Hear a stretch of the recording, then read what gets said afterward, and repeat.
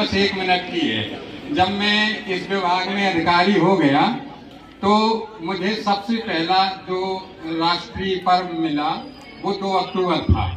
तो बोला गया कि फलाने ठिकाने बोलेंगे और ये कहा गया 2 शब्द बोलेंगे।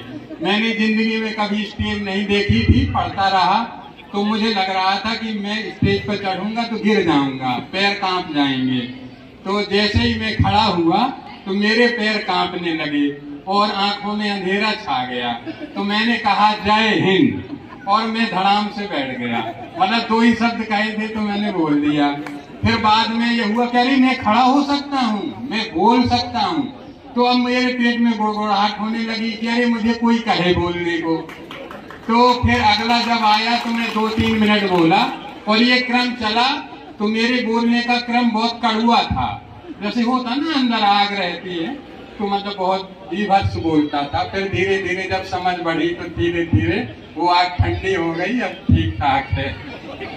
तो ये इसलिए मैं बता रहा हूँ। मैं अभी रास्ते में आ रहा था अपनी धर्म पत्नी के साथ, तो मैंने कहा तुम आज बोलना।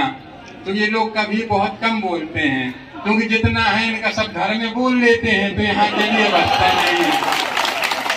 और हम लोग तो घर में बोल नहीं पाते, तो हम लोगों को गुड़गुड़ाहट होती है कि कम से कम यहाँ बोल रहे हैं, समूह में कोई डर नहीं है। तो मैंने उससे कहा कि अच्छा ठीक है, कम से कम बोलो नहीं तो खड़ा होना सीख लो, हो सकता है खड़े होने में ही दिक्कत हो। तो अगर सब किसी की अनुमति हो सबकी, तो मैं उसको कम से कम बगल में खड़ा कर लूं, कम से कम खड़े तो हो जाएंगे। आओ भाई आ जाओ, कम से कम खड़े रहेंगे, हो सकता है फिर बोलने लगे। कभी कभी गुस्सा आ जाता है तो बोलना शुरू कर देते हैं। तो मतलब कम से कम शुरुआत तो हो, ये कम से कम खड़े रहेंगे तो कम से कम हो सकता है कभी बोलने भी लगे। क्योंकि मेरा स्वभाव ऐसा ही है, जैसे मैं बोल रहा हूँ तो अन्यथा ना लीजिएगा, मैं अपनी बातें भी कहता हूँ। मैं अभी बच्चे को पढ़ा रहा था, एक 8वीं की किताब है, वो साइंस की थी। तो उसमें मैंने एक जगह पढ़ा फ्रिक्शन ए नेसेसरी इविल। इसका मतलब है फ्रिक्शन का, विज्ञान में तो सब जानते हैं, फ्रिक्शन का मतलब जब 2 सतह रगड़ती हैं तो वो फ्रिक्शन पैदा होता है। गाड़ी चलेगी तो रोड से फ्रिक्शन होगा, कोई प्लेन चलेगा तो एयर से फ्रिक्शन होगा, नाव चलेगी तो पानी से फ्रिक्शन होगा। तो ये फ्रिक्शन है जो नेसेसरी इविल है। नेसेसरी का मतलब आवश्यक बुराई है, और वो यहाँ आ जाएगी। अब जीवन में देखो, अगर संघर्ष ना हो सब कुछ, तो वो मतलब संघर्ष एक आवश्यक बुराई है, मतलब उसको करना पड़ेगा। आप मतलब संघर्ष के बिना या फ्रिक्शन के बिना मतलब कोई मोशन नहीं हो सकता। ये फिजिक्स बोलता है, यहाँ विद्वान लोग बैठे होंगे तो वो नहीं चल सकता। तो हम लोगों को संघर्ष से घबराना नहीं चाहिए, ये तो प्रकृति है, संघर्ष से ही पैदा हुई है। तो ऐसे बच्चे कभी कभी लगने लगता है कैसे होगा, तो ये तो उसमें पढ़ा भी होगा, लेकिन जैसे मैं बता रहा हूँ ऐसे नहीं पढ़ा होगा उन्होंने। तो होगा न्यू फैक्टर है, इसका 4 से गुणा कर दो हो गया। तो ये है। और कभी कभी ये होता है कि हम लोगों को डंक मारते हैं लोग, उनकी ये देखो ऐसा कर रहे हैं, वो ऐसा कर रहे हैं, मतलब निंदा करते हैं। डंक से मतलब निंदा है, डंक उसमें जहर होता है। तो आपने देखो टीकाकरण देखा है, बच्चों को लगाते हैं कि पोलियो ना हो जाए, और कभी भी वो लगाते हैं डिप्थीरिया ना हो जाए, ये ना हो जाए। तो टीका क्यों लगाते हैं? टीका का विज्ञान देखो, टीका में क्या होता है। जैसे पोलियो का टीका है तो उसमें पोलियो के वायरस होते हैं, तो थोड़ी मात्रा में शरीर में चले गए तो वो है जो इम्यूनिटी डेवलप कर देते हैं, जिससे अगर आप पोलियो का आक्रमण हो उसका तो वो ज्यादा मतलब हम लोग सशक्त रहें, मतलब शरीर से इम्यूनिटी हमारी बूस्ट रहे।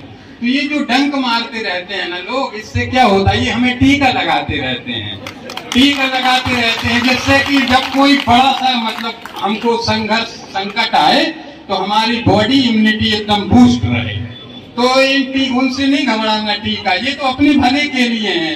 टीका लगाने आती है ना बहन जी, तो हमारे बच्चे की भलाई चाहती है। ये भी भले लोग हैं जो डंक मारते रहते हैं, ये चाहते हैं कि आप मजबूत हो जाओ, जिससे आगे आपको कोई दिक्कत नहीं होनी चाहिए। अभी एक बच्चा है वो आ नहीं पाया, यही इटावा का है, एक अवधेश जी हैं, वो फिजिक्स के लेक्चरर हैं। उनके बेटे ने मतलब घर में रह करके बिना कोचिंग के IIT में मतलब 1029 रैंक पाया है। मतलब उसको कोई भी IIT मिल जाएगी। वो रास्ते में है, मैंने बोला था हो सकता आ जाए। हाँ, तो उनका प्रोग्राम रहा होगा। तो मैं 2-3 चीजें जो परंपरागत रूप से बोलता रहता हूँ बस बोलूंगा, इसके बाद जो भी बातें सुनूंगा।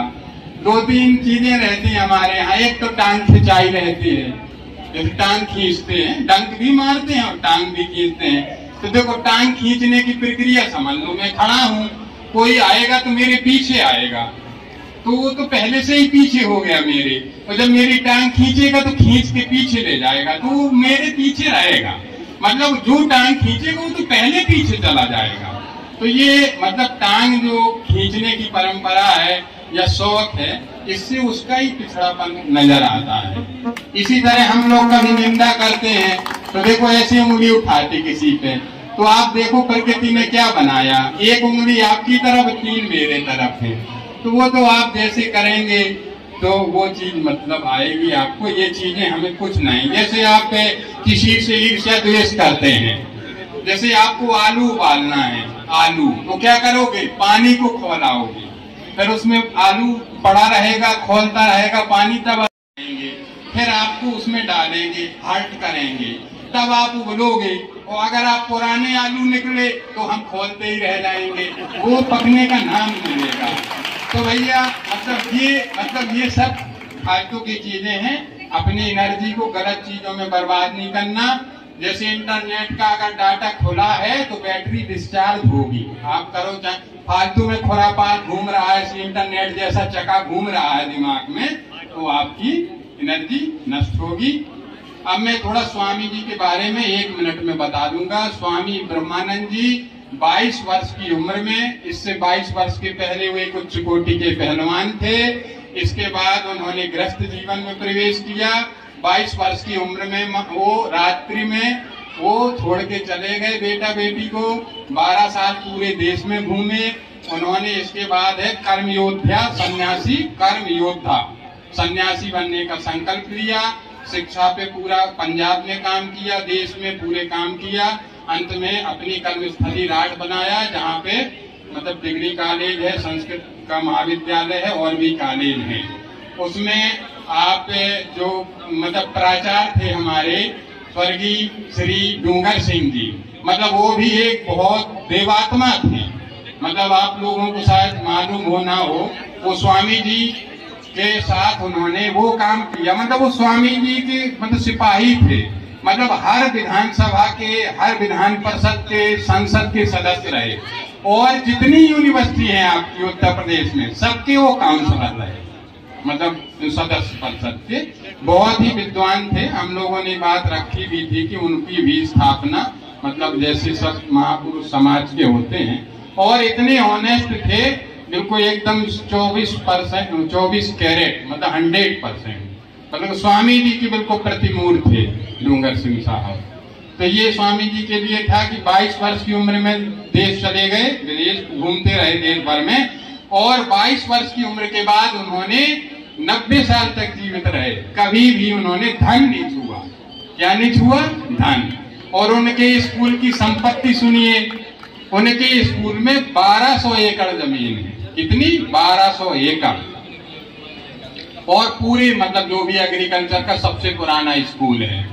और उन्होंने गौरक्षा के लिए संसद को घेरा था, संघर्ष हुआ, तो वहां पे जो भी सुरक्षा कर्मी थे उन्होंने कहा अरे बाबा जी ऐसे थोड़ी संसद में घुस जाओगे, चुन के आइए। तो स्वामी जी ने संकल्प लिया कि मैं प्रवेश करके रहूंगा। 2 महीने बाद चुनाव लड़ गए, सांसद हो गए।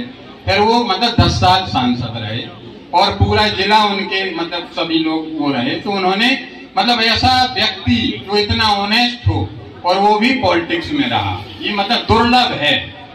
ये तो एक आदमी राजनीति कर सकता है, लेकिन एक महात्मा राजनीति मतलब इस तरह से, तो ये दुर्लभ चीज है। तो हमें अपने वो आदर्श हैं, हम लोगों को उनसे शिक्षा लेना चाहिए। और जो लक्ष्य काम कर रहा है ये एकदम अद्भुत है, अद्वितीय है, और हम सब लोग उनको मतलब सब सपोर्ट करें जिस स्तर पे हैं जो हैं। तो मतलब लक्ष्य की हम भूल प्रशंसा करते हैं। सभी लोग अपना उनका समर्थन करें। हमारे राष्ट्रीय संयोजक जी तो उसके लिए जन्म ही लिए और भी लोगों ने मतलब सुशील दी है, सब मतलब जो भी है, मतलब स्वयं सेवक हमारा जो भी लक्ष्य का है, हमें भी ऊर्जा मिलती है उससे। बस मुझे ये बातें कहनी है, बाकी गहरी बातें पढ़ाई लिखाई की बातें मैं भी पढ़ता रहता हूँ। अब बच्चे हैं उनको पढ़ाना रहता है, तो मैं भी छोटी छोटी से बड़ी बड़ी किताब सब पढ़ता रहता हूँ। अब इस उम्र में भी पढ़ना पड़ रहा है बहुत गहराई से। तो मैं सबको धन्यवाद देता हूँ, सबको आभार व्यक्त करता हूँ जो हमारे बच्चे हैं। ईश्वर करे स्वामी जी की कृपा रहे कि ये अपना उज्जवल भविष्य इनका हो और मतलब ये अपने समाज के लिए, देश के लिए काम करें। बस मुझे इतना ही कहना है। आज मैंने इनको खड़ा कर दिया है स्टेज पे, अरे वो अगली बार बुलवा देंगे, अभी पता नहीं मतलब का मतलब बोलोगे। अरे जय हिंद नहीं कह दो, स्वामी जी अमर रहे कह दो, कुछ भी कह दो कि हम ज्यादा नहीं पढ़ पाए तो बड़ी दिक्कत हो गई, कुछ भी कह दो। देखो अभी ये सब लोग इंतजार में हैं, नहीं कहना। अरे वो क्या कहते, बोलती बंद हो गई यानी क्या। अरे मैंने तो बोल दिया है, तो यहाँ बोल दो, बोलना हो तो। अरे स्वामी जी अमर रहे क्या। सभी को मेरा बहुत बहुत नमस्ते। सभी बच्चों को बहुत सारा प्यार। और बच्चों से मैं यही कहना चाहती हूँ कि मैं जितना नहीं पढ़ पाई, लेकिन सब बच्चे आगे बढ़कर खूब पढ़ाई करें, अपने माता पिता के आज्ञा मांगें। स्वामी जी अमर रहे, स्वामी जी अमर रहे। ये भी मतलब इनको सौभाग्य प्राप्त है, जैसे आपने बताया, ये भी स्वामी जी की गोद में खेली है, क्योंकि राग से ही है। वो डेयरी में दूध लेने जाती थी, हो सकता आप पहचानते हो। हाँ, डेयरी में डेली इनका काम था, तो बिल्कुल वो अभी देखा होगा आपको।